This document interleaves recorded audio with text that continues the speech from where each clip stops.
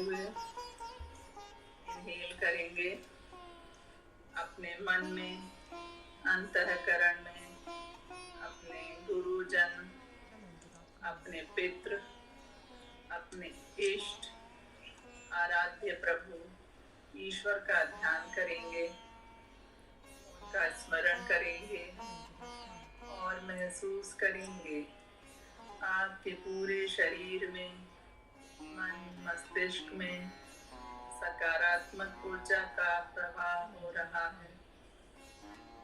आनंद की, ज्ञान व धैर्य की ज्योति आपके अंदर जल रही है।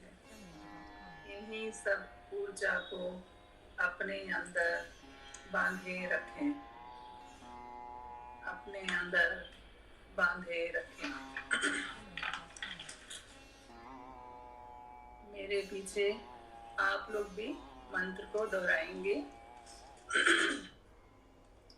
सर्वे भवन्तु सुखिनः, सर्वे भवन्तु सुखिनः, सर्वे सन्तु निरामयाः, सर्वे सन्तु निरामयाः, सर्वे भद्राणि पश्यन्तु, सर्वे भद्राणि पश्यन्तु, मा कश्चित् दुःखभाग् भवेत्, मा कश्चित् दुःखभाग् भवेत्। ॐ शान्तिः शान्तिः शान्तिः। शान्ति शान्ति शान्ति। अब धीरे धीरे अपनी आंखें खोलें। नमस्कार। नमस्कार। नमस्कार। मैं चलिए सबको बहुत गीता क्लास के लिए इनवाइट करती हूँ। मैडम जी धन्यवाद, बहुत बहुत धन्यवाद, बहुत अच्छा लगा। बहुत अच्छा कराया है आपने। और हाँ जी, बहुत अगर रोज़ सुबह शाम आप ये नियम से अपना लें तो निश्चित रूप से मतलब बीमारियां तो ख़त्म होती ही हैं फिजिकली, लेकिन आपकी जो आध्यात्मिक ग्रोथ होगी और चेतना का जो विकास होगा वो अलग से होगा। मतलब वो तो एकदम लाभ मिलता ही है।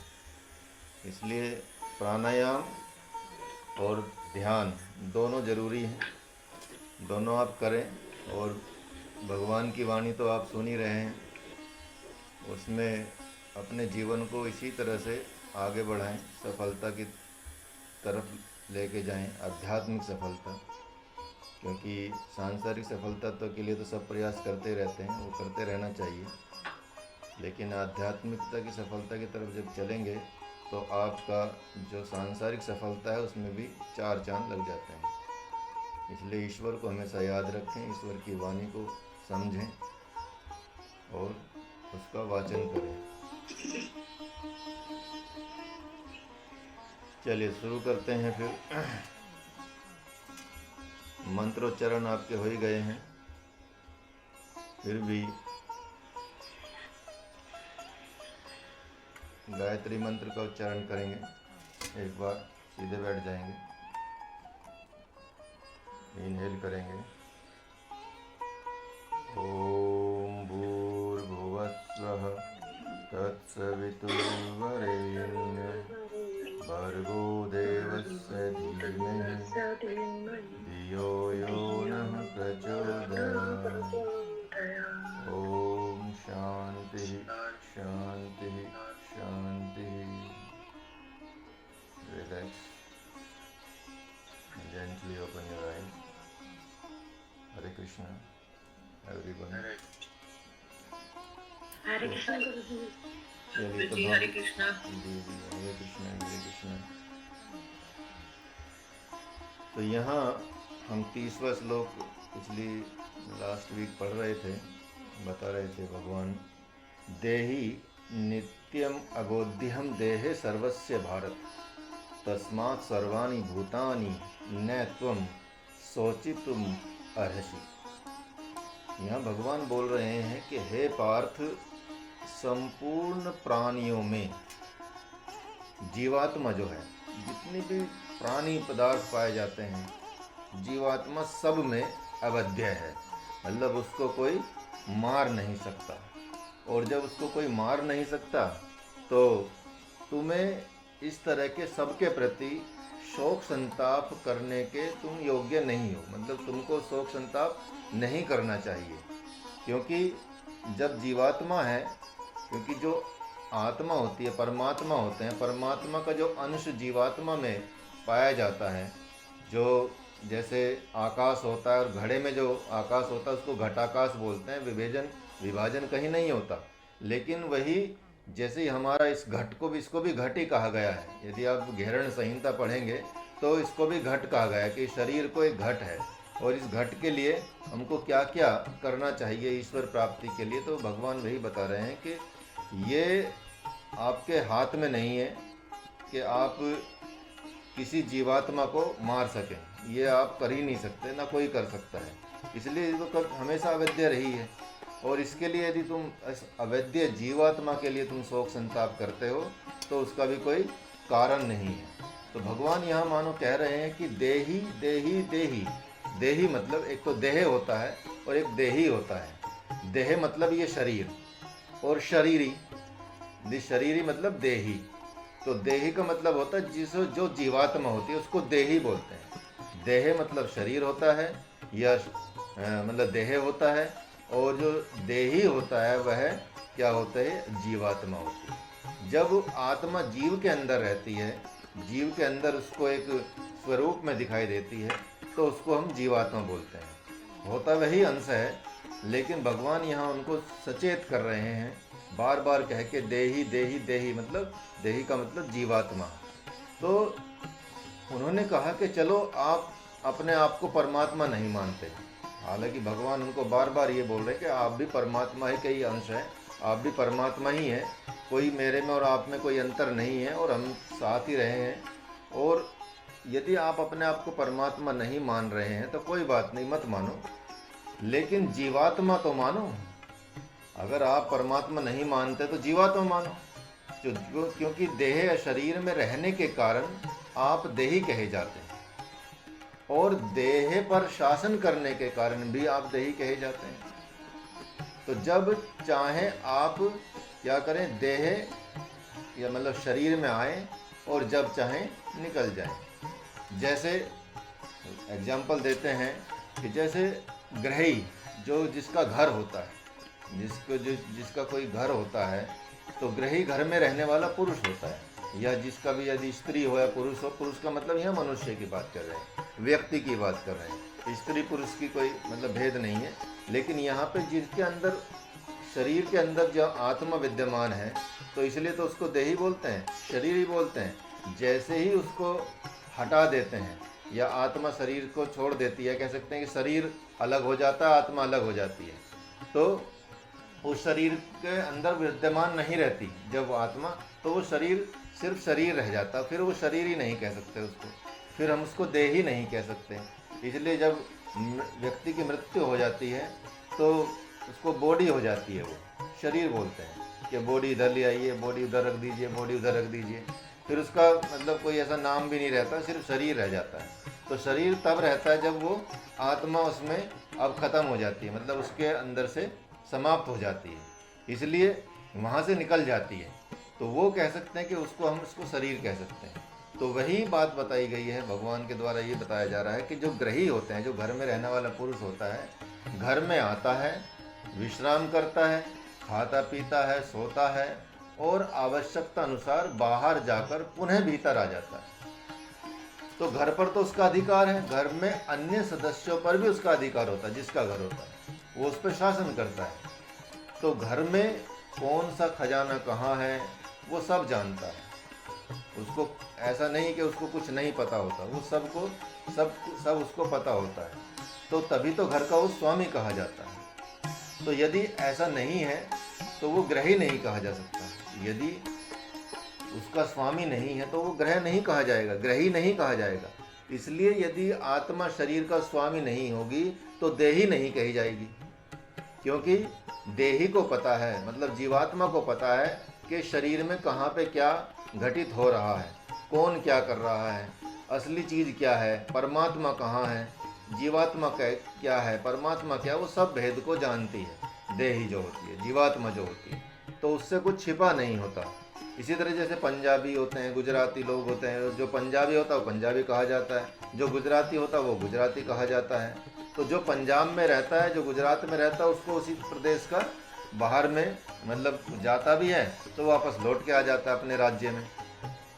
तो इसी तरह से उसी प्रकार आप देह को भी समझें और आप देही जीवात्मा है इसे भी समझें, दोनों में अंतर करना सीख जाएं। तो जब यहाँ बात कर रहे हैं तो क्या अन्य सारे लोग देही नहीं है क्या, ये प्रश्न अर्जुन के मन में आ रहा है। तो भगवान तो अंतर्यामी है, तो भगवान अंतर्यामी होकर वो जान भी जाते हैं कि ये क्या कहना चाह रहे हैं।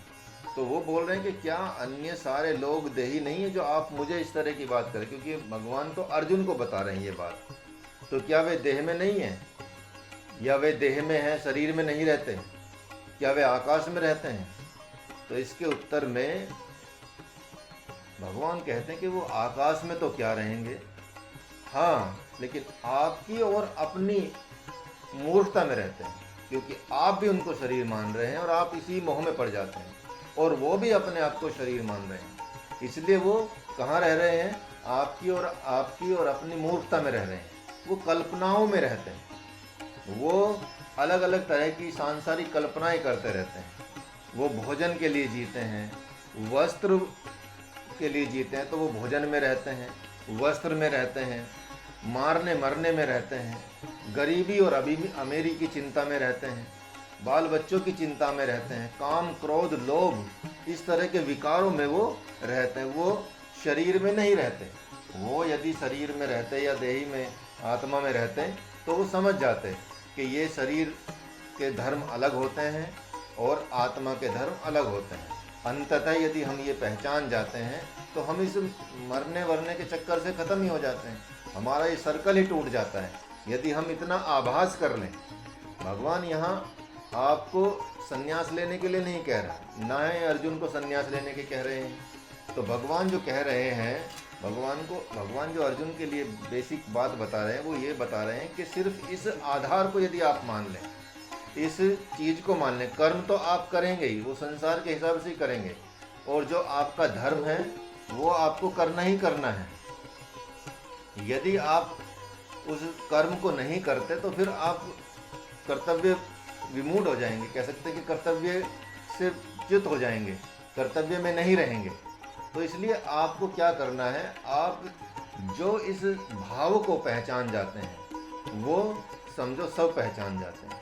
और साथ ही साथ जब इन कल्पनाओं में रहते हैं जो लोग, भोजन में रहते हैं, वस्त्र में रहते हैं, मारने मरने में रहते हैं, गरीबी अमीरी की चिंता में रहते हैं, काम क्रोध में रहते हैं, लोभ में रहते हैं, ये विकारों में रहते हैं, तो वो ऐसा नहीं कि वो देह में रहते हैं। देह को तो कई बार भूल भी जाते हैं।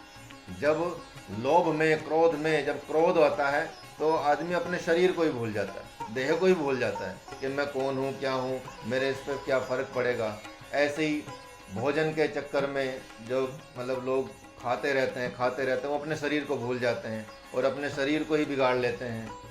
वस्त्र के आधार पर वो कुछ भी मारने मरने में रहते हैं। तो भगवान यही बता रहे हैं कि इसमें जो वो देह में नहीं रहते, वो बल्कि इन चीज़ों में रहते हैं और तेरा मेरा कहने में लगे रहते हैं, सोने जागने में, करने धरने में रहते हैं। तो शरीर में रहते ही कहाँ हैं? शरीर में यदि शरीर में रहे तो अगर शरीर में रहते तो क्या ध्यान समाधि में लग जाती है उनकी, या ध्यान समाधि में न रहने लगे वो फिर? मतलब अगर शरीर में रहे तो फिर शरीर को स्वस्थ करने का काम करें, शरीर से भगवान को प्राप्त करने का काम करें, शरीर से ध्यान करें, शरीर को समाधि में ले जाएं, शरीर से प्राणायाम करें, शरीर से आसन करें, शरीर से योग करें। तो इन चीज़ों से निकलते हुए उसको सारी संसार की चीज़ें उसको सामने समझने आने लगेंगी, क्योंकि फिर उसको रियलिटी पता चल जाती है कि ये जो भोजन है, वस्त्र है, गरीबी अमीरी है, काम क्रोध लोभ आदि है, ये तो सारे मेरे कर्मों के फलों के आधार पर मुझे मिल रहे हैं, और यदि मैं अपने इस जन्म के कर्म को यदि मैं सुधार लूँ तो मुझे भगवान को प्राप्त करने में ज़्यादा समय नहीं लगेगा। तो ये भगवान कहना चाह रहे हैं उसको कि इसलिए वो यदि शरीर में रहते हो तो ध्यान समाधि न लग जाती उनकी। तो इस शरीर में कौन सा जगत कहाँ है, कौन सी शक्ति कहाँ है, जब कुछ जानते ही नहीं कोई, तो कैसे कहा जाए कि वो शरीर में रहते हैं। तो यही तो भगवान मानो कह रहे हैं कि आप शरीरी हैं, अर्थात देही हैं, इसलिए अपने शरीर में वापस आ जाएं। जब दूसरे स्वयं अपने शरीर की चिंता नहीं कर रहे हैं, मतलब जो सामने खड़े हैं, अर्जुन को बता रहे हैं भगवान कि जब ये सामने के लोग हैं अपने शरीर की खुद ही चिंता नहीं कर रहे हैं, तो आप उनके शरीर की चिंता क्यों करते हैं? अरे आप तो सभी शरीरों में रहने वाले शरीरी हैं, मतलब आप तो जीवात्मा हैं, आत्मा है जो सभी शरीरों में रहती है और सभी शरीरों में समान रहती है। तो इस आश्चर्य को देखना हो तो अपने शरीर में आकर देखो। यदि आप अपने शरीर में आकर देखेंगे तो आपको समझ आएगा। यही भगवान यही बताना चाह रहे हैं कि देही नित्यम अबोध्यम। आप देही अर्थात जीवात्मा हैं। जब देह का त्याग कर देते हैं तब क्या होता है? तब एक वासनात्मक शरीर का त्याग करने की आप में योग्यता आ जाती है। मतलब कहने का मतलब ये है, भगवान ये समझा रहे हैं कि यदि आप अपने आप को जीवात्मा मान लेते हैं और जीवात्मा मान के इस शरीर को शरीर न मान के इसको यंत्र मान लेते हैं, इसको एक साधन मात्र मान लेते हैं, तो आपका एक वासनात्मक शरीर, जिसे आप लिंग शरीर भी कह सकते हैं, जिनसे सारे भोग भोगे जाते हैं, उस शरीर के त्यागने की भी योग्यता आ जाती है। फिर आपको सुख त्यागने की आपके अंदर योग्यता आ जाती है।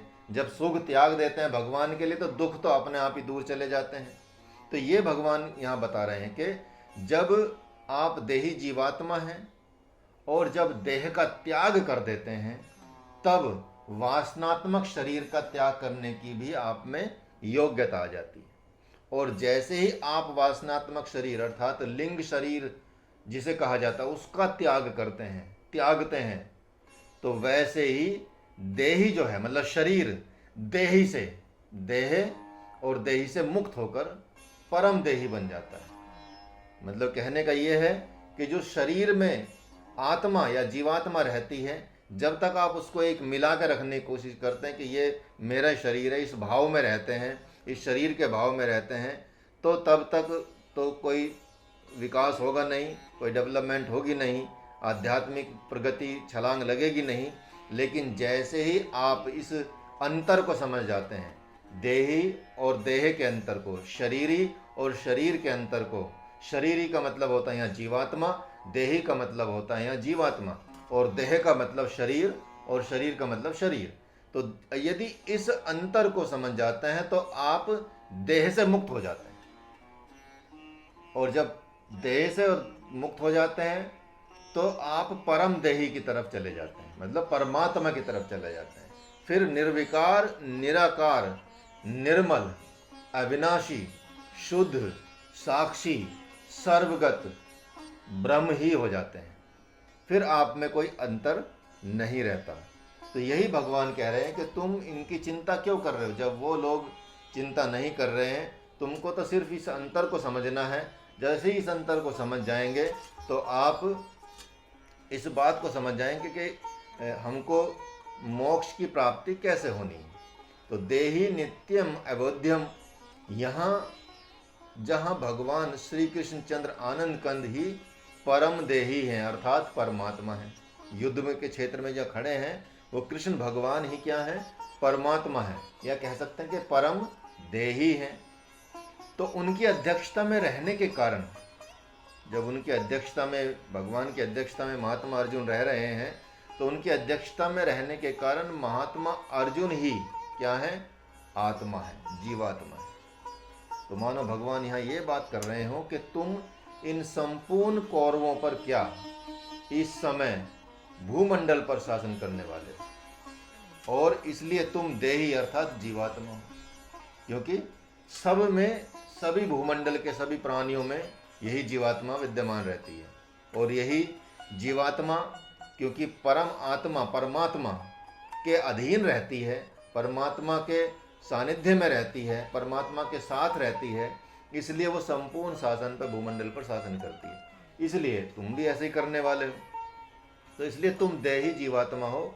ये सब जीने मरने की कामना वाले होने से जीव है, और तुम अवध्य होकर इनका वध करोगे, इसलिए आत्मा हो। और तथा मेरी अध्यक्षता तुम्हें प्राप्त है। तो भगवान ये बोल रहे हैं कि ये सारे जितने भी कौरव हैं, जितने भी सामने युद्ध कर रहे हैं या हमारी तरफ भी युद्ध कर रहे हैं, ये सब क्या हैं? सब जीने मरने की कामना करने वाले लोग। हर व्यक्ति अपने जीवन में यही सोचता रहता है कि हम ज़्यादा से ज़्यादा जीते रहें, जीते रहें, जीते रहें।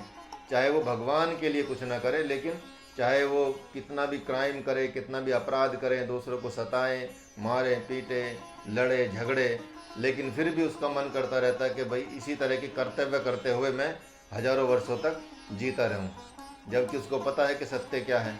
लेकिन फिर भी मनुष्य के अंदर ये कामना रहती है, इसलिए वो क्या कहे जाते हैं? जीव कहे जाते हैं, क्योंकि वो गहराई को नहीं समझ पाते हैं। मरने जीने को ही वो सर्वोपरि अपने जीवन में रखते हैं कि इस तरह से जीवित रहना, इस तरह से जीवित रहना है, अब ये करना है। तो भगवान तो अपने आप ही आपको सत्ता सौंप दें। यदि आप भगवान के सानिध्य में चले जाएं, भगवान की अध्यक्षता में काम करने लगें, भगवान के कहने से आप काम करने लगें, भगवान ने जो शास्त्रों में, ग्रंथों में बताया है उसके आधार पर यदि चलने लगें, तो निश्चित रूप से ही आप चाहे कितना भी कम शरीर मिले आपको, चाहे 40 साल मिले, 50 साल मिले, 60 साल मिले, 70, 100, 80, 90 या 110, 120, 50 जितना भी मिले, तो आपसे भगवान वही कर्तव्य कराते हैं कि वो संपूर्णता आपको मतलब महसूस होगी। इसलिए आप देखेंगे कई बड़े बड़े विद्वान, बड़े बड़े संत बहुत कम उम्र में उनका मतलब देहावसान हो चुका है, वो देह शरीर में से चले गए हैं। जैसे आदि शंकराचार्य, गुरु आदि शंकराचार्य 30-32 साल की उम्र में वो चले गए हैं। दयानंद सरस्वती हो गए, या और ऐसे विवेकानंद जी हो गए, ये बहुत ज़्यादा नहीं जिए हैं। ठीक है, तो यहाँ आप देखेंगे कि इन लोगों ने, अब इन लोगों, कई लोग तो 100 साल तक के जी के मरते हैं, लेकिन उनके कहाँ नाम होते हैं, कहाँ उनको दुनिया याद करती है, कहाँ उनको कोई याद करता है। वो संपत्ति भी चाहे कितनी बना के चले जाएं, लेकिन बाद में वो भी क्षत विकसित हो जाती है। तो इसलिए भगवान यहाँ यही बता रहे हैं कि इस शरीर को आप संपूर्णता से, कंप्लीटनेस से यदि आप प्रयोग करें और आत्मा और परमात्मा के मिलन को इसका प्रयोग किया जाए, तो ये सर्वोत्तम बात होती है। तो इसलिए सिर्फ जीने मरने की कामना वाले जीव नहीं होना है आपको अवध्य होकर काम करना है, क्योंकि आत्मा तो अवध्य है। इसलिए आत्मा हो और मेरी अध्यक्षता तुमको प्राप्त है, इसलिए मैं ही परमात्मा हूँ। हे पार्थ, तुम इनकी आत्मा हो और तुम्हारे जैसे आत्मा की अवहेलना करने वाले इन अनात्माओं का तुम त्याग कर दो। जो तुम जैसी आत्माओं की अवहेलना कर रहे हैं, इन जैसे अनात्माओं का तुमको त्याग करना चाहिए। और जो जर्जर हुए शरीरों का कितने महापुरुषों ने त्याग किया है। आप देखेंगे कि जो शरीर जर्जर हो जाता है, अवस्था खत्म हो जाती है, ऐसे बड़े बड़े महापुरुषों ने खुद ही, कईयों ने जल समाधि ले ली है, कईयों ने अपने आप को स्वयं त्याग दे। जो बड़े ऋषि, संत ऋषि होते हैं, मुनि होते हैं, उनको पता होता है कि कब शरीर को त्यागना है, इसलिए वो अपनी इच्छा अनुसार भी शरीर का उनको निश्चित कर देते हैं दिन। वो पहले सब कुछ अपने शिष्यों को बता देते हैं कि ये कर लीजिए। हालांकि वो संकेत देते हैं, डायरेक्ट तो कहते नहीं हैं, लेकिन उनके संकेत को उनके शिष्य, क्योंकि उनके आधार पर चलते हैं, तो वो समझ जाते हैं। इसलिए जैसे जब उनका शरीर ऐसा हो जाता है, जर्जर हो जाता है, तो उस शरीर से वो निकल जाते हैं, फिर दूसरा शरीर ग्रहण करें या उनको मोक्ष प्राप्त करें, वो तो उनके आधार पर रहता है कि कैसे उन्होंने कितना तप किया है, कितना योग किया है, कितना जप किया है। ठीक है, और यदि भगवान के साथ आप चले जाते हैं, भगवान में रहते हैं, भगवान को यदि सर्वोपरि मानते हैं, उनकी अध्यक्षता में रहते हैं, तो आपको कोई बड़े बड़े तप करने की आवश्यकता नहीं है। जैसे विभीषण को कोई तप नहीं करना पड़ा, उन्होंने सिर्फ भगवान की शरणागति मांगी और उनको भगवान भी मिले और साथ में राज्य भी मिला। इसी तरह से ध्रुव, मतलब उसने, प्रहलाद ने कोई तप नहीं किया ऐसा कोई खास, उन्होंने भगवान में बस अगाढ़ श्रद्धा की, अगाढ़ विश्वास किया, राज्य भी मिला और भगवान भी मिले। तो ऐसे कई उदाहरण मिलेंगे आपको दुनिया में कि जो भगवान के हो जाते हैं तो उनको कई बार तप करने की भी आवश्यकता नहीं होती, बस गुरु की आज्ञा में रहें और भगवान की आज्ञा में रहें, वही सबसे बड़ा तप माना जाता है। और कई लोग तप से भी प्राप्त करते हैं बड़े बड़े, क्योंकि तप तो रावण ने भी किया, तो रावण को क्या मिला? स्वर्ग मिल पाया उसको, सिर्फ भगवान तो उसको भी नहीं मिल पाया। हाँ, स्वर्ग जरूर मिल पाया क्योंकि उन्होंने तप किया इस तरह का। तो इसलिए तप और इस तरह की चीज़ें करना, लेकिन भगवान की अध्यक्षता में करना तो अलग अलग बात हो जाती है। तो इसलिए इस युद्ध भूमि रूपी अग्नि में भगवान बोल रहे हैं कि इसमें इनकी आहुति दे दो, अब देर मत करो, देर न करो, जल्दी करो। जो सद्गुरु की आज्ञा का पालन करता है वह भी देही है, उसका वध कभी हो नहीं सकता। तो इस न्याय से भी, क्योंकि मैं तुम्हारा सद्गुरु बन गया हूँ, भगवान बता रहे हैं अर्जुन को, क्योंकि मैं तुम्हारा सद्गुरु बन गया हूँ, अब तुम क्या हो गए हो? अवध्य हो गए हो। अब तुमको कोई मार नहीं सकता, क्योंकि अब तुम पहचान गए हो अपने आप को जीवात्मा, और जीवात्मा को कोई मार नहीं सकता। ठीक है। और वैसे भी शरीर में भी यदि भगवान की अध्यक्षता प्राप्त हो जाती है, तो जैसे आपको बताया कि ध्रुव का, प्रहलाद का कोई कुछ बिगाड़ नहीं पाया, जब वो मीराबाई का कोई कुछ बिगाड़ नहीं पाया। जब भगवान की अध्यक्षता में हो जाते हैं, भगवान की अध्यक्षता में काम करते हैं, तो भगवान उनको शय शरीर भी अवध्य ही बना देते हैं। तो अतः इस अपने सेना रूप रोगी का शरीर वध कर ज्ञान रूपी कुंड में इनको जलाकर भस्म कर डालो, ये भगवान को बोल रहे हैं। इसलिए इसका मतलब सीधा है कि वो युद्ध करने के लिए बोल रहे हैं। तो देही नित्यम अवध्यम, देह जो है शरीर में रहने वाले को देही कहते हैं, जिसे वासनात्मक शरीर कहा जाता है। और ये वासनात्मक शरीर जो है, ये 3 मुख वाला कहा गया भगवान के द्वारा कि ये 3 मुख वाला शरीर है। 3 मुख कौन कौन से इसके? एक है प्रारब्ध, एक है संचित और एक है क्रियामान। तो इसी 3 मुख वाले प्रारब्ध नामक शरीर को लिंगात्मक शरीर भी कहते हैं, जिसमें वासना रहती है और जिसमें हम, जिसके आधार पर हमारे कर्म करते जाते हैं। हमको जो सुख दुख और मान सम्मान ये सब मिलता जाता है, वो हमारे प्रारब्ध नामक शरीर को मिलता जाता है। वही शरीर जो है लिंगात्मक शरीर कहा जाता है। तो यही 3 मुखों वाला पुरुष ही अवध्य होता है, जो जन्म जन्मांतरों में भ्रमण करता रहता है, लोक लोकांतरों में गमन करता रहता है। तो यहाँ ये कर्म की बात भगवान बताने जा रहे हैं अभी, कि कर्म का कैसा स्वरूप है। उन्होंने कहा, भगवान ने कहा कि वर्तमान कालिक शरीर के द्वारा, जो वर्तमान शरीर है, वर्तमान कालिक शरीर के द्वारा यही जो पुरुष है सुख दुख रूप प्रारब्ध को भोगता है। मतलब सुख भी मिलेंगे उसमें, दुख भी मिलेंगे। जो हमारा ये वर्तमान शरीर है, इस शरीर के द्वारा हमको सुख मिलता है और दुख मिलता है। ये क्या है? ये हमारे प्रारब्ध के अनुसार मिलता है, जो हमारे प्रारब्ध कर्म बन चुके हैं उनके आधार पर मिलता है। तो तथा संचित और क्रियमान से उत्पन्न होने वाला सुख दुख, जो संचित कर्मों से और क्रियमान कर्मों से उत्पन्न होने वाला जो सुख दुख है, उसको आगे आने वाले जन्मों में मनुष्य भोगता है। तो इन 3 कर्मों के स्वरूप और गति को 3 जन्मों की कल्पना करके समझ सकते हैं। जैसे इस जन्म से पूर्व के तीसरे जन्म, मतलब अब से तीसरा जन्म पहले के जो कर्म किए हैं, उनको हम प्रारब्ध कहते हैं। मतलब जो आप आज भोग रहे हैं वो आपके पिछले 3 जन्मों के, पिछले जो तीसरा जन्म है उसके कर्म है। ठीक है। क्योंकि भगवान साथ के साथ नहीं देता, भगवान आपको 2 जन्म और देता है कि आप उन जन्मों को काट लें, जो पिछले उस कर्मों को काट लें। इसलिए भगवान ऐसा नहीं कि इस जन्म में जो कर्म कर रहे हैं अगले जन्म के ही तुरंत आपको फल मिल जाएगा, अगले जन्म में वो प्रारब्ध बन जाएंगे। प्रारब्ध भी भगवान पकाता है पहले कर्मों को आपके। भगवान सोचता है, इंतजार करता है कि ये मेरी शरण में आ जाए और इस अपने कर्मों को काट ले। इसलिए भगवान आपको 2 जन्मों का और आपको चांस देता है कि चलो इस जन्म में तो नहीं तो लेकिन इस जन्म में ये कर ले, इस जन्म में नहीं ले इस जन्म में कर ले। लेकिन यदि कोई नहीं कर पाता तो फिर कंप्लीटली उसको उस जितने प्रारब्ध हैं उसका फिर परिणाम उसको इस जन्म में भोगना पड़ता है। तो यहाँ पूरा समझे कि इस जन्म से पूर्व के तीसरे जन्म में किए गए कर्म को क्या कहते हैं? प्रारब्ध कहते हैं। और उस पूर्व के तीसरे जन्म में किए गए कर्म को, जो तीसरे जन्म में कर्म किए गए हैं उसी जन्म में, उनको क्या कहते हैं? क्रियामान कहते हैं। मतलब करंट वाले जन्म को हम क्रियामान कहते हैं।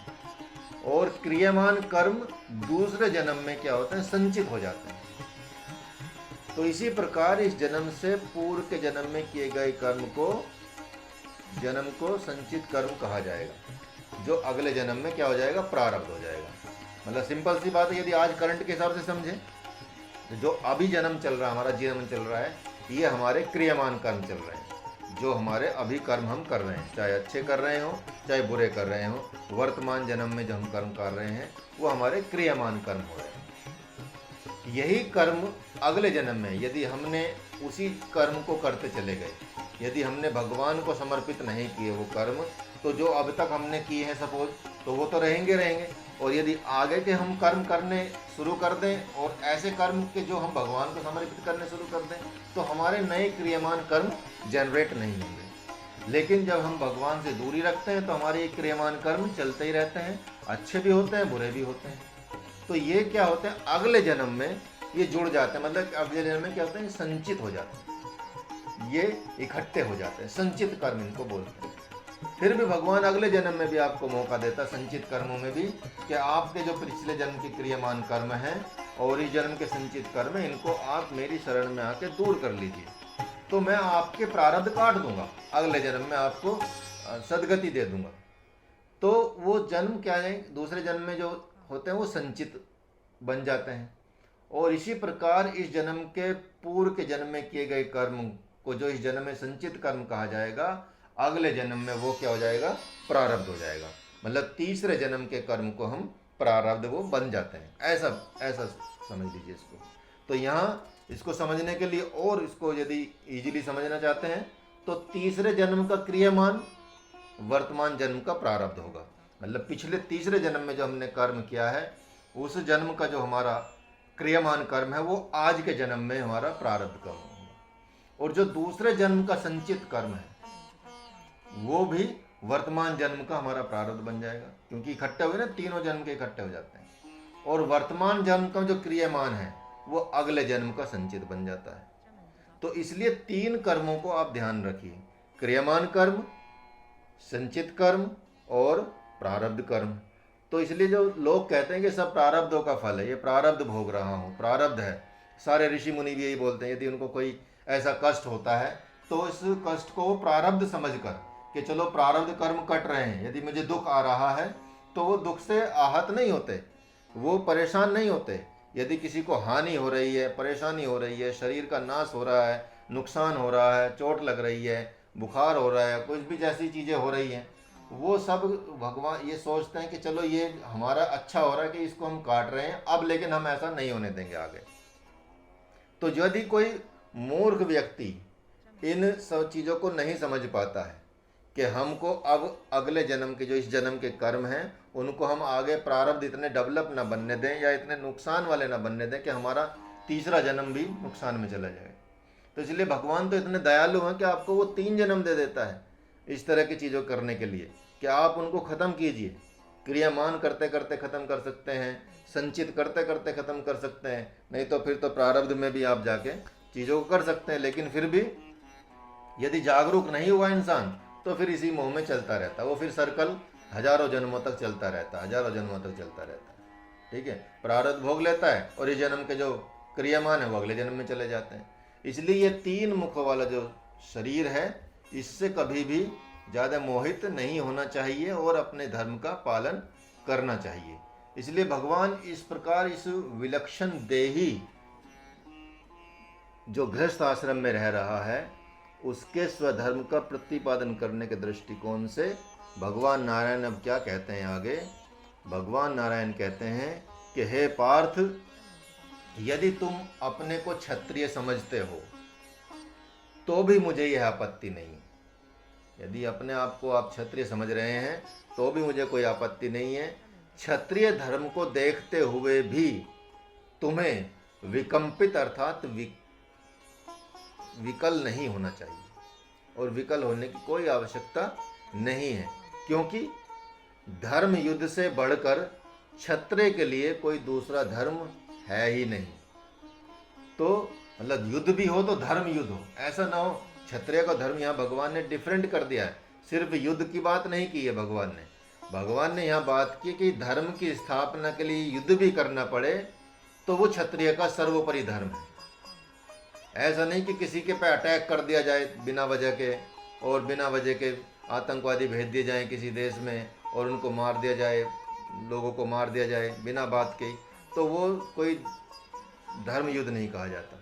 धर्म युद्ध सिर्फ उस युद्ध को कहा जाता है जो शांति की स्थापना के लिए, धर्म की स्थापना के लिए, सद्भाव की स्थापना के लिए, भाईचारे की स्थापना के लिए या समाज के कल्याण के लिए किया जाने वाला युद्ध है, वही धर्म युद्ध है। और क्षत्रिय का ये सबसे बड़ा धर्म है, इससे बड़ा धर्म उनके लिए कोई नहीं है। भगवान ये अर्जुन को बता रहे हैं कि स्वर्ग का खुला हुआ द्वार रूप धर्म युद्ध तो तुम्हारे जैसे भाग्यवान क्षत्रियों को ही प्राप्त करते हैं।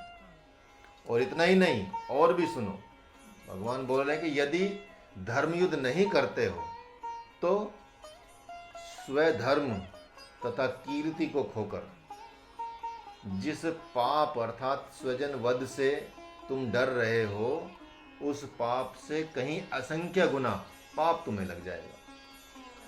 भगवान अर्जुन को बोल रहे हैं कि यदि तुम अपने धर्म को, स्वधर्म को त्याग रहे हो और अपनी कीर्ति को खो रहे हो और ये सोच रहे हैं कोई जो सामने स्वजन है, मेरे रिश्तेदार हैं, यदि उनका मैं वध कर दूंगा तो वो मुझे पाप लग जाएगा, तो भगवान बोल रहे हैं कि उससे बड़ा पाप तुम्हें तब लगेगा, कई गुना ज़्यादा, असंख्य गुना पाप लग जाएगा।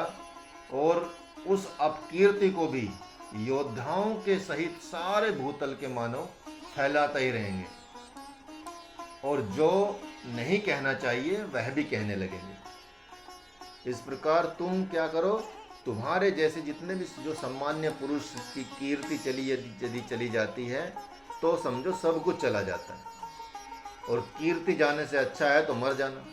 तो अब तुम सोच लो कि तुम्हें कैसे मरना है, युद्ध करके मरना है या ऐसे मरना है, क्योंकि सम्मान उसका जितना, जब किसी वीर का सम्मान और वीर किसी युद्ध से, यदि आप देखेंगे आज के टाइम पे भी कोर्ट मार्शल कर देते हैं, यदि वो कायरता से भाग जाता है, यदि कोई सैनिक इस तरह की गतिविधि करता है, इस तरह से डरता है और युद्ध नहीं कर पाता और वो अपना समझ लेता कि मैं क्यों मारूँ, ये भी तो इंसान ही है, तो वो तो खुद ही मार देंगे आपको, ठीक है।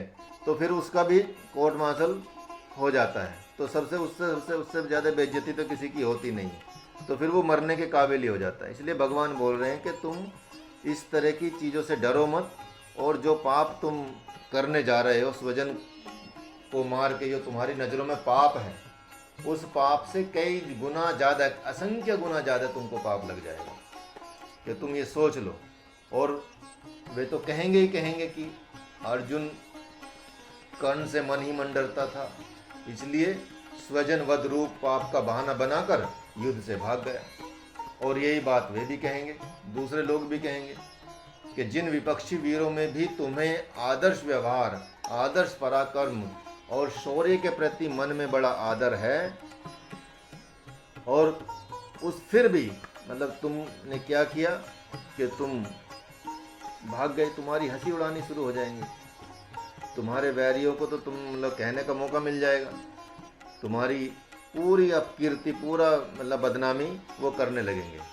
तो इसलिए ये अवसर फिर दोबारा नहीं आने वाला, ऐसा सुनहरा अवसर मैं तुमको दे रहा हूँ। तो इसलिए तुम या तो युद्ध में मरकर स्वर्ग प्राप्त कर लोगे, या तो युद्ध विजेता होकर पृथ्वीपति हो जाओगे।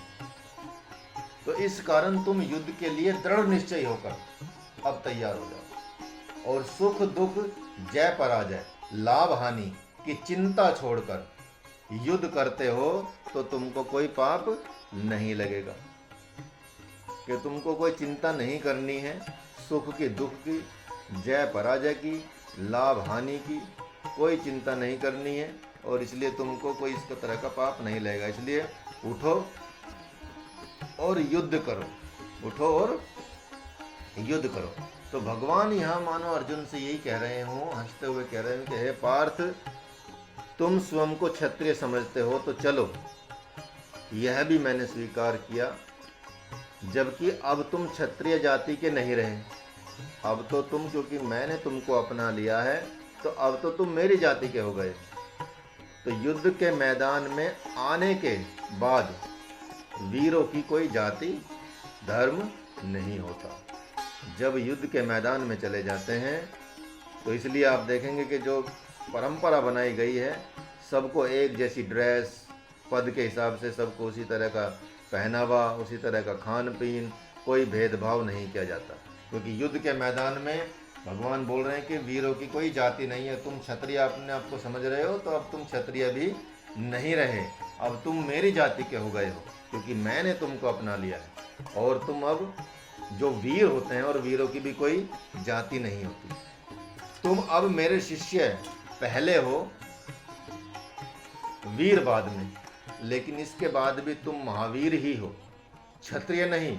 लेकिन यदि चलो तुम क्षत्रिय हो तो इस छत्र की रक्षा करो जो तुम्हारे ऊपर है। क्षत्रिय का तो छत्र की रक्षा करना क्षत्रिय का धर्म होता है। तो यदि तुम क्षत्रिय अपने आप को मान भी रहे हो तो छत्र की रक्षा करो। तो बहुत से तो क्षत्रियों ने अपने दुराचारी पुत्रों को वध कराकर स्वयं छत्र की रक्षा की है। उन्होंने राज्य को बड़े बड़े, मतलब जो अपने व्यसन पुत्र थे, दुराचारी पुत्र थे, उनका वध करा के भी उस छत्र की रक्षा की, उस राज्य की रक्षा की।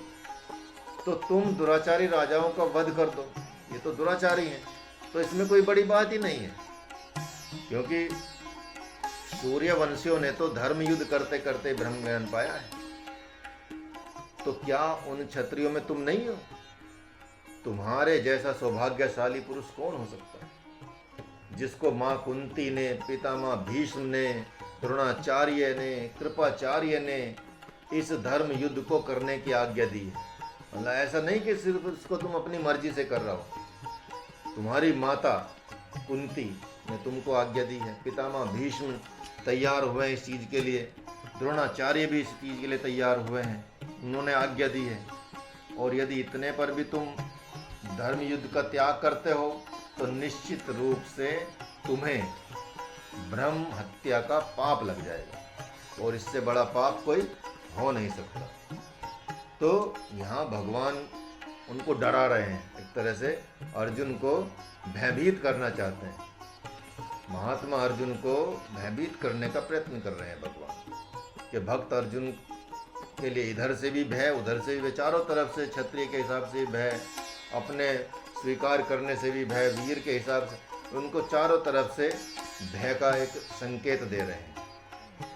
तो उनको हर तरह सब ओर से भय दिखाकर भली भांति घेरना चाहते हैं भगवान, और उसको एक समझाना चाहते हैं। सब तरफ से अर्जुन को उत्साहित करने की कोशिश कर रहे हैं। और अद्भुत घोषणा भी कर दिया भगवान ने कि तुम्हारी कीर्ति भी मुझे अति प्रिय है। भगवान ने कहा कि जो तुम्हारी प्रसिद्धि है, तुम्हारी कीर्ति है, तुम्हारा यश है, वो मुझे बहुत प्रिय है। और तुम्हारी कीर्ति जाएगी तो मेरी भी कीर्ति चली जाएगी, मेरा भी यश चला जाएगा। वैसे ही मेरी कीर्ति जाएगी तो तुम्हारी भी गई समझो। तो तुम्हारी जो अपकीर्ति मेरे से देख ही नहीं जाएगी। भगवान ही बोले तुम एक ही तो मेरे शिष्य बने हो, क्योंकि भगवान के तो एकमात्र अर्जुन ही शिष्य बने हैं। और अर्जुन की यदि कीर्ति चली गई तो सारा लांछन आपको पता ही है कि गुरु पे आ जाता है कि ये ऐसे गुरु का पढ़ाया हुआ शिष्य है, ऐसे इनका शिष्य है, तो ये मतलब उसकी क्या स्थिति होगी आप सोच ही सकते हैं। तो मेरे शिष्य हो, उसमें भी तुम्हारी ऐसी दयनीय दशा, लोग कहेंगे कि कृष्ण अर्जुन जैसे शिष्य को शोक से रहित न कर सका, तो उन्होंने उसे शिष्य बनाया ही क्यों? कि अगर वो उसका शोक नहीं मिटा सकते तो उसके गुरु क्यों बने? क्योंकि वे तो बड़े विवेकी बनते थे, लोग कहेंगे तो बड़े विवेकी बनते थे। तो तभी तो कहा जाता है कि तो गुरु बनने की जो लालसा हो गई थी, ऐसा सदगुरु कैसा जो शिष्य में गुरुता का संचार ही न कर सके। तो ऐसा तो सदगुरु कोई हो ही नहीं सकता। मतलब सदगुरु बन गए हैं और शिष्य के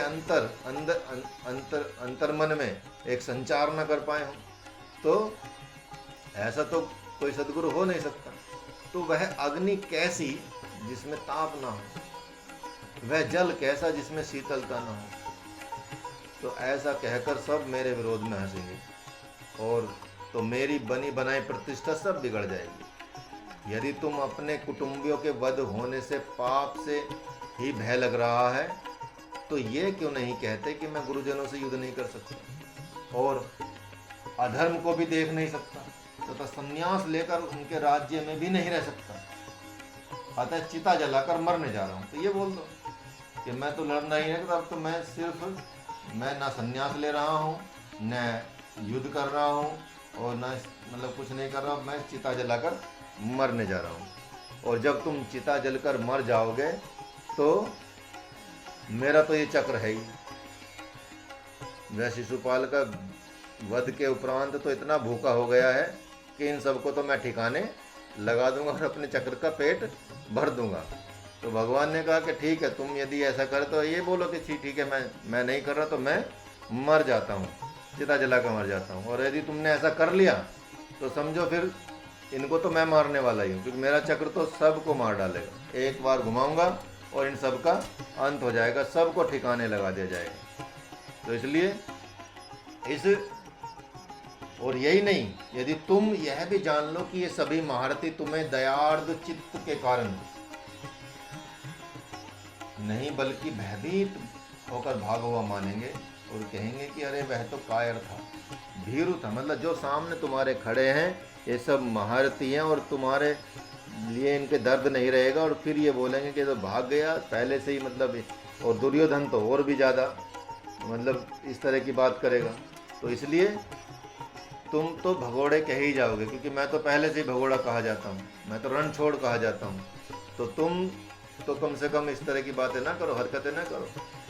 तो भगवान ने यहाँ मानो पुनः शंख फूंक दिया हो, उसके मन में ऐसी ज्वाला उत्पन्न कर दी और वे समझ रहे हो, भगवान समझ रहे हैं कि जो कुछ भी कहना था मैंने कह दिया, तथा इसने प्रेम पूर्वक सुनकर समझ भी लिया। इसलिए जल्दबाजी में भगवान कह रहे हैं कि सोच रहे हैं कि तो समझ गया होगा, अब चलो जल्दी करो, युद्ध करो, और युद्ध के लिए तैयार हो जाओ। आत्म तत्व को तुम्हें भली भांति समझ लिया है तुमने, और सुख दुख लाभ हानि जय पराजय से तुम अब परे हो गए। तो भगवान ने फिर महात्मा अर्जुन के कंधे को झकझोरा और कहा, चलो चलो अब देर न करो, इन सब की मनोकामना पूरी कर दो, समय का दुरुपयोग मत करो, ये युद्ध के लिए आए हैं और युद्ध करो, इनको दिखाओ कि युद्ध कैसे होता है। और जो टाइम वेस्ट करता है, जो समय की हत्या करता है, वह तो महाहत्यारा कहा जाता है। और मैं सत्य कहता हूँ कि स्वजन वध से होने वाला पाप तो तुमको स्पर्श ही नहीं कर सकता, क्योंकि ये बात मैं बोल रहा हूँ। तो भगवान सामने के सामने अर्जुन को ये बता रहे हैं। तो अर्जुन के मन में अब प्रश्न उठने लगा है। अर्जुन अब गंभीरता से सोच रहे हैं कि यदि पाप स्पर्श नहीं करेगा तो इसका मतलब है तो पुण्य भी स्पर्श नहीं करना चाहिए, फिर मरकर तुम स्वर्ग जाओगे, ये ऐसा बार बार क्यों कह रहे हैं भगवान और कृष्ण? एक तरफ तो कह रहे हैं कि आत्मा की पराजय होती नहीं, और दूसरी तरफ कह रहे हैं कि स्वर्ग जाओगे या पृथ्वी का राज्य भोगोगे। तो ऐसा कहने से तो यही सिद्ध होता है कि विजय में तो इन्हीं को संदेह है, मुझे लग रहा है। यदि संदेह नहीं होता तो ये ऐसी संदेहास्पद बात नहीं कहते। तो भगवान ने यहाँ पर अर्जुन को कौन्ते ही कहकर पुकारा था, और कौन्ते इसलिए कहा था क्योंकि ये शोक संतप्त जो अर्जुन है, कम से कम अपनी वीरांगना माँ के वीरोचित भाव को याद कर हुंकार भरते हुए गांडी उठा ले। कौन्ते कहने का भगवान का बार बार ये तात्पर्य होता है कि वो, क्योंकि माँ कुंती ने उनको आज्ञा दी थी युद्ध करने की, और उनका ये मतलब उनको बहुत आहत हुआ था कई घटनाओं से, और इसलिए बार बार अर्जुन को भगवान उनकी माँ का नाम लेकर वही याद दिलाने की बात कर रहे हैं। तो महात्मा अर्जुन इतने गहरे में डूब के सोच रहे हैं इस मतलब कि भगवान की बात सुनी और अनसुनी हो गई। उन्होंने भगवान की बात ज़्यादा मतलब जो सुनी है वो भी अनसुनी कर दी, और उनके विश्वास पर, भगवान के विश्वास पर पूरा पानी फिर गया। तो प्रभु सोच रहे हैं कि देखो क्या हुआ, खोदा पहाड़ निकली चुईया। भगवान ने ब्रह्म राग तो खूब अलापा, लेकिन अर्जुन की तो ऐसा रही कि भैंस खड़ी पगुराए वाली स्थिति हो गई कि वो तो कुछ समझ ही ना पाया। तो भगवान ने यह सोचा कि अब तो यह स्वर्ग की बात कर रहा था, इसके पितर लोक से गिर रहे थे, इसके स्वर्गीय देवता स्वर्ग लोक में दुखी हो रहे थे, और जब मैंने मरकर स्वर्ग में जाने की बात की तो इसका जगत लुट गया। ये फिर बोलने लगा कि अभी तो भगवान ऐसी बात कर रहे हैं, अचानक से दूसरी बात करने लगे। तो इतने संदेह में वो आ गया। तो भगवान भी बार बार उनको इसी तरह से झकझोर रहे हैं कि मैंने तो इसे प्रकृति और पुरुष के गूढ़ात्मक रहस्य को बता दिया, तो भी इसे भगवती सती की भांति मेरी बात पर विश्वास नहीं हो रहा है। मैंने तो इसे ज्ञान का ही अधिकारी समझा था, सोचा था कि इसे सर्वप्रथम आत्मज्ञान ही बनाकर इससे युद्ध कराऊंगा, किंतु अवश्य ही इसमें कोई स्वधर्म पालन में बड़ी भारी भूल हो गई है, जिससे ये संपूर्ण आत्म रूपता से अभी वंचित है। लेकिन मैं इसका पीछा नहीं छोड़ूंगा। यदि आत्मरूप होकर युद्ध नहीं कर पाया तो चलो भक्त रूपता देकर इसे युद्ध कराऊंगा। अब अद्वैत से तो काम नहीं बना। भगवान ने आत्मा की परमात्मा की बात बहुत कर लिया। भगवान बोल देंगे ठीक है, अब अद्वैत से तो मेरा काम नहीं बना, लेकिन अब इसको विशुद्ध द्वैत की स्थापना करूँगा। इसको सुख दुखे समय कृत्वा लाभ अलाभ जया जय। महात्मा अर्जुन ने अभी प्रभु से सुना कि सुख दुख लाभ हानि जय पराजय को समान समझकर युद्ध करो। तो ऐसा सुनकर उन्होंने सोचा कि ये मधुसूदन तो दोहरी बात कर रहे हैं।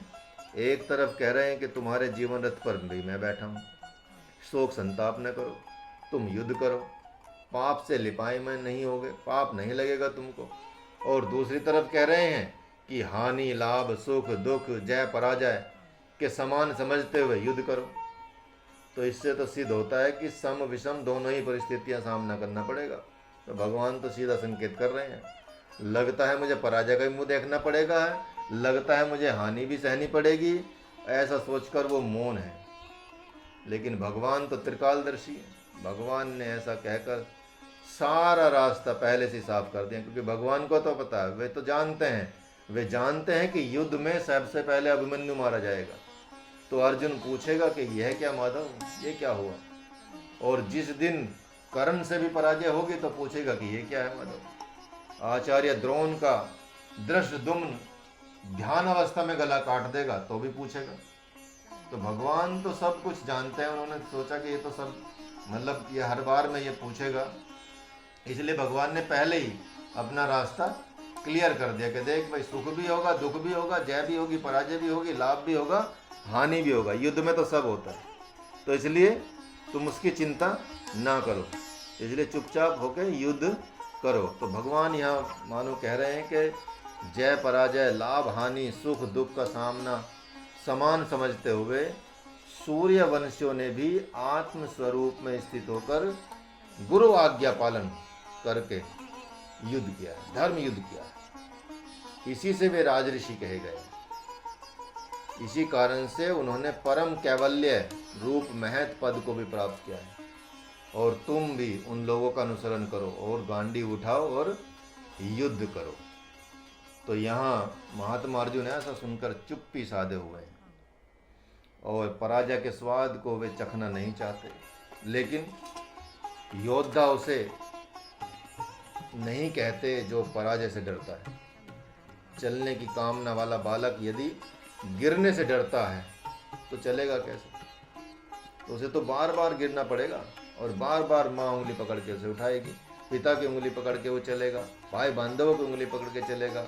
बालक गिरता है, चलता है, सीखता है, इसीलिए वह अपने को फिर दीवार के सहारे, चारपाई के सहारे पकड़ कर चलता है, बार बार वहाँ पे भी गिरता है, तो प्रयासरत रहता है, कभी ना कभी किसी हाल में वो फिर बाद में चलना सीख जाता है। तो वैसे ही अपने परम शिष्य को, अर्जुन को, भगवान ने ज्ञान योग रूप उंगली को पकड़कर चलाना चाहा, लेकिन वे गिर जा रहे हैं, मतलब ज्ञान उनको समझ में नहीं आ रहा, ज्ञान से वो मतलब तैयार नहीं हो पा रहे हैं। तो भगवान भी उनका पीछा नहीं छोड़ रहे हैं, और वे तो उन्हें चला के ही मानेंगे। भगवान ने ठान ली कि मैं तो इससे युद्ध करा के ही मानूंगा, उन्हें उसी ज्ञान की धारा को बहा रहे हैं। लेकिन अर्जुन के लिए अब कर्म योग की संज्ञा दे रहे हैं, बुद्धि योग की संज्ञा दे रहे हैं, समत्व योग की संज्ञा दे रहे हैं। ये तीनों ही नाम,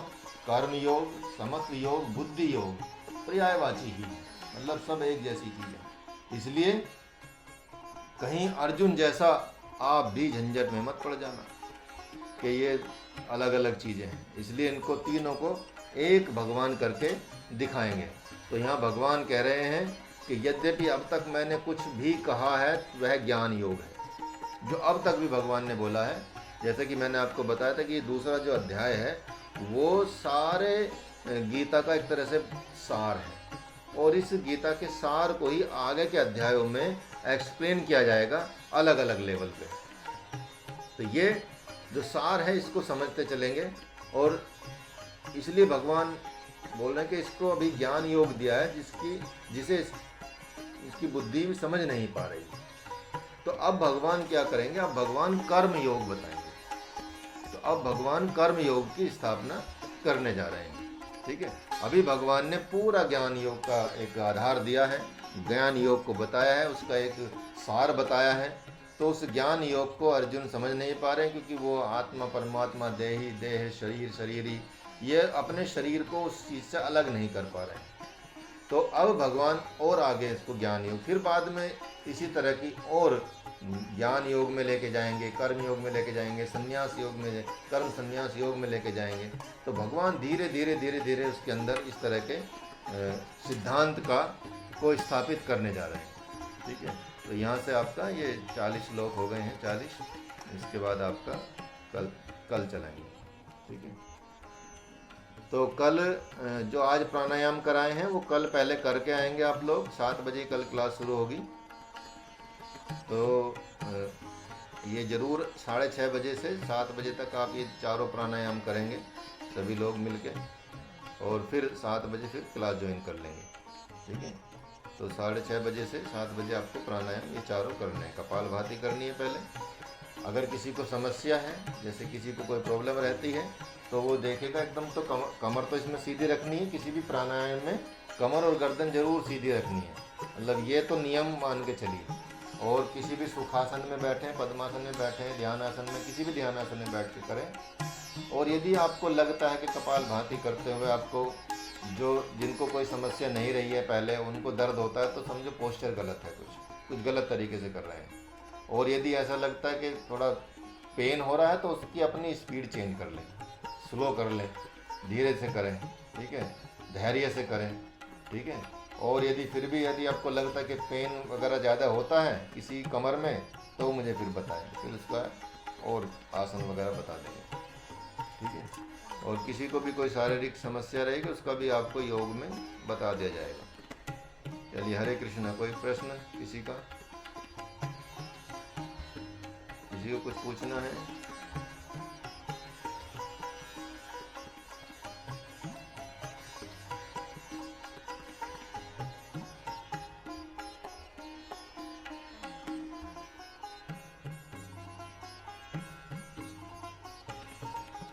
चलिए, ठीक है, कोई प्रश्न नहीं है तो करते हैं। और जो लोग ज्वाइन नहीं कर रहे हैं उनको पूछिएगा वो क्यों नहीं कर रहे हैं। ये मतलब इसमें लाभ उनका ही है बेसिकली, अंततः। तो इसलिए पूछें कि क्यों, जिनको कराना है, और उसका रीज़न बताएं। ठीक है, ताकि ये दिव्य वाणी सभी को मिले और सबका कल्याण हो, इसी तरह की कामना करनी चाहिए। इसलिए अगले बैच में आप लोगों को जोड़ें और उनको भगवान की राह पर चलाएं। जैसे जैसे करेंगे तो धीरे धीरे धीरे धीरे से भी मतलब एक बीज से बड़ा वृक्ष बन जाता है। तो मतलब सतयुग के में आने में आप लोगों का सहयोग हो सकता है, ये समझिए। तो भगवान तो इन्हीं तरह से, इसी तरह से निमित्त बनाते हैं ना, लोगों को निमित्त बनाते हैं। धीरे धीरे उनमें मन में अलग चीज़ें आने लगती हैं और फिर एक ऐसे युग का प्रारंभ हो जाता है जो फिर मतलब अच्छा युग या कह सकते हैं सतयुग कहा जाता है। तो उसकी तरफ बढ़ना है, क्योंकि कलयुग के बाद तो सतयुग आना ही है।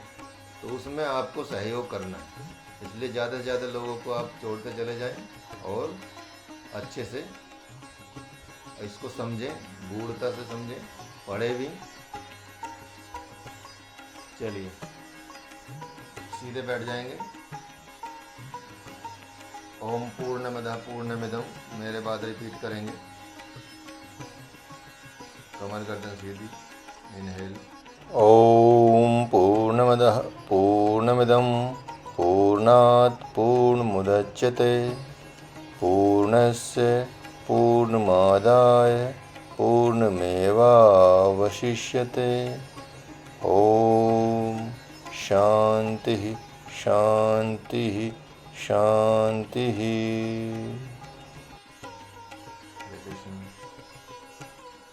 हरे कृष्ण। हरे कृष्णा गुरु जी। हरे कृष्णा गुरु जी। Thank you. कल मिलते हैं 7 बजे। जी गुरु जी।